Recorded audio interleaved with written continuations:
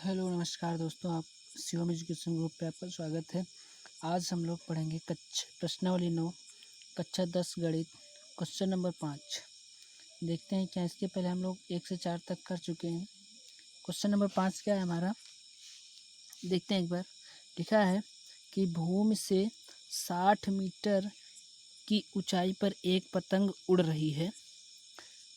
पतंग में लगी डोर को अस्थायी रूप से भूमि के एक बिंदु से बांध दिया गया है। भूमि के साथ डोरी का झुकाव 60 डिग्री है। यह मानकर कि डोरी में कोई ढील नहीं है, डोरी की लंबाई ज्ञात करनी है। हमें क्या निकालना है, डोरी की लंबाई निकालनी है। तो कैसे निकालेंगे, देखते हैं एक बार। डोरी की लंबाई कैसे निकालनी है, हल कर लेते हैं। हमने कहा था एक बार, हमने जब इसके पहले हम लोग सवाल कर रहे थे तो हम लोग कैसे निकालते थे, बस दो ही चीज़ें ध्यान में रखते थे। वो क्या क्या थी कि जो चीज़ हमें दे रखी हो, मतलब त्रिभुज में जो दे रखा होता था उसको, और जो त्रिभुज में हमसे पूछता था उसको, बस दो ही चीज़ों को ध्यान में रखना होता था। देख लेते हैं क्या दे रखा है। कह रहा है कि भूमि से 60 मीटर की ऊंचाई पर। तो कैसे करेंगे, ये हमारी क्या हो गई, एक भूमि हो गई हमारी, क्या हो गई, भूमि हो गई।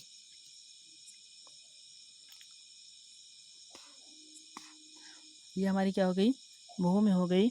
और फिर भूमि से 60 मीटर ऊंची, तो ये हमारी 60 मीटर ऊंची क्या हो गई, हमारी 60 मीटर ऊंची हमारी क्या हो गई, उड़ती हुई पतंग। यहाँ पे कोई एक पतंग है, क्या है, पतंग है।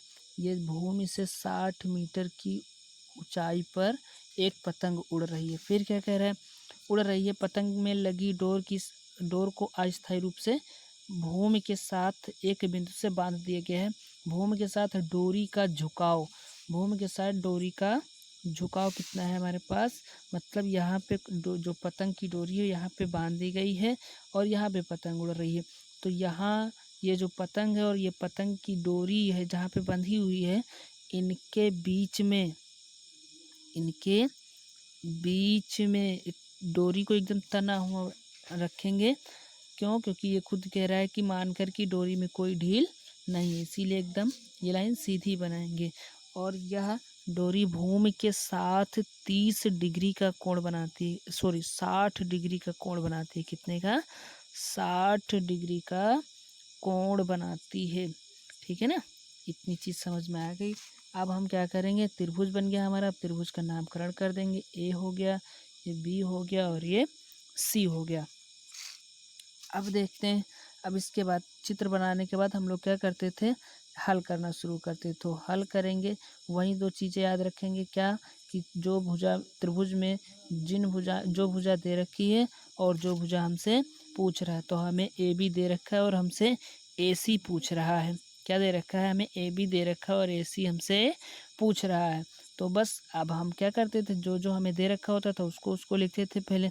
तो हमें दे रखा है कि ए बी जो है वो क्या है, भूमि से पतंग की ऊंचाई है। क्या है, भूमि से पतंग की ऊंचाई है। क्या है, पतंग की ऊंचाई है। और क्या है, और हमें क्या दे रखा है, हमें क्या दे रखा है, ए सी हमारी क्या है, पतंग की डोर है। ए सी पतंग की डोर की लंबाई भी लिख सकते हैं, डोर है इतना भी लिख सकते हैं, कोई दिक्कत नहीं उसमें। ठीक है ना। अब इसके बाद, अब हमारे पास इतना लिखने के बाद अब क्या करेंगे हम लोग, एक त्रिभुज हमारे पास समकोण त्रिभुज बन गया, समकोण नहीं, एक हमारे पास त्रिभुज बन गया। तो इस त्रिभुज में हमने कहा था फिर इसके बाद त्रिभुज को हल करेंगे ना।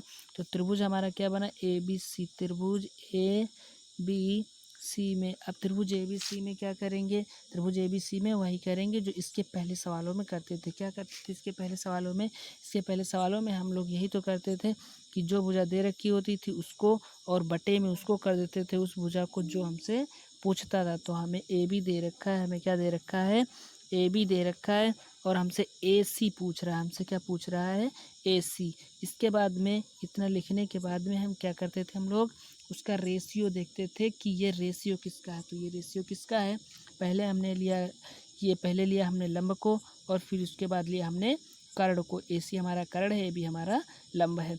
तो लंब बटे कर्ण, लंब बटे कर्ण किसका होता है, साइन, साइन का होता है रेशियो। और साइन थीटा, थीटा कितना हमारे पास दे रखा है, 60 दे रखा है। अब हम सबके मान रख देंगे, ये हमारा AB है और AB हमारे पास कितना है, 60। तो AB की जगह पे रख देंगे 60। फिर AC, AC हमें नहीं दे रखा है तो AC की जगह पे AC और बराबर साइन 60, साइन 60 का मान होता है √3/2। बस अब हल कर लेंगे हम लोग। कैसे गुणा कर दीजिए, क्रॉस मल्टीप्लिकेशन कर दीजिए। तो क्या 60 का जब 2 से गुणा करोगे तो कितना आएगा, 120। फिर AC का जब √3 से गुणा करोगे तो कितना आएगा, AC √3। और हमें पता है कि जिसका मान निकालना होता है उसको रोक लेते हैं। तो AC को हम लोग क्या करेंगे, रोक लेंगे। और ये √3 क्या है, इसके AC के गुणे में और बराबर के उस पार लेके जाएंगे। तो ये जो चीज़ गुणे में इस पार होती है उस पार लेके जाते हैं तो वो बटे में हो जाती है। तो 120 पहले से ही, और जब ये √3 इधर आएगा, ये √3 इधर जब आएगा तो ये 120 के क्या हो जाएगा, बटे में हो जाएगा। ये होगी हमारी क्या हो गई, पतंग की डोर की लंबाई। लेकिन हमने कहा था कि आंसर कभी भी रूट में नहीं आना चाहिए, मतलब रूट हर में नहीं आना चाहिए। तो क्या करेंगे, एक बार √3 से ऊपर गुणा कर देंगे और एक बार क्या कर देंगे, √3 से नीचे गुणा कर देंगे। अब इसको हल कर लेंगे। तो AC बराबर हमारा क्या आ जाएगा, 120। इसका जब इससे गुणा करेंगे तो ये √3, और जब रूट के अंदर एक जैसी संख्याएं हों 2 बार तो रूट हट जाता है और संख्या को एक बार लिखते हैं। तो इस तरह से ये आ गया हमारा 3। 3 से गुणा काट दो इसको, 3 एकम 3, 3 चौक 12, ये हमारा आ गया 40। तो AC बराबर हमारा कितना आ गया, एक तो ये 40 आ गया और ये √3। यही हमारा क्या हो गया, डोरी की लंबाई हो गई। यही हमारी क्या हो गई, डोरी की लंबाई। और यही हमारा क्या हो गया, आंसर। तो डोरी की लंबाई कितनी है हमारे पास, 40√3 मीटर। ठीक है, आंसर हो गया हमारा यही। तो दोस्तों वीडियो को लाइक कीजिएगा, शेयर कीजिएगा और हमारे चैनल को सब्सक्राइब कीजिए, क्योंकि पेपर के टाइम पे हम कुछ ऐसे मोस्ट इम्पॉर्टेंट क्वेश्चन मैथ और साइंस के बनाते हैं जो पेपर में लगभग पूछे जाते हैं। ठीक है ना दोस्तों, धन्यवाद।